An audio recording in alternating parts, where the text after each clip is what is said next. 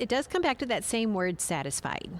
So what I try to do is teach people, okay, let's look at what you're eating, and then let's look at why you're eating it and when you're eating it.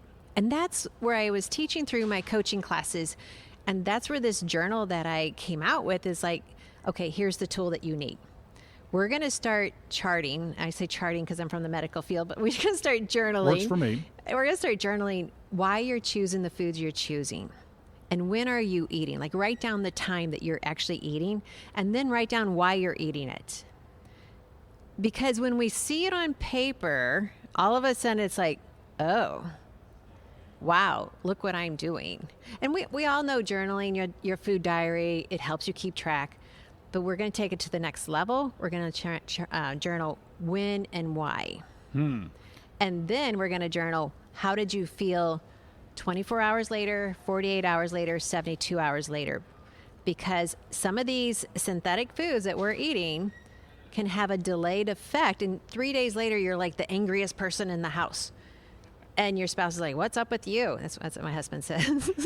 And I'm like, I have to go back and think, what have I been doing the last 3 days? Because it could take 3 days for some of these foods on the grocery store shelf to have an effect on your brain. So when we look at, let's take it from a positive standpoint here. When we look at our food intake, what do you find are some of the beneficial foods that we, biblically speaking, should be eating, foods that were intended for us to consume? Yeah, great question. So when we look at science today is all about the microbiome, the gut bacteria. Well, what they're discovering is, wow, listen to this. The foods that feed the microbiome that then create that connection through the vagus nerve into our brain and we have mental clarity, those foods are fruits, vegetables, whole grains. Now there's a asterisk around whole grains because that's out there. So it's your fruits, your vegetables, your whole grains, your nuts, and good organic meats.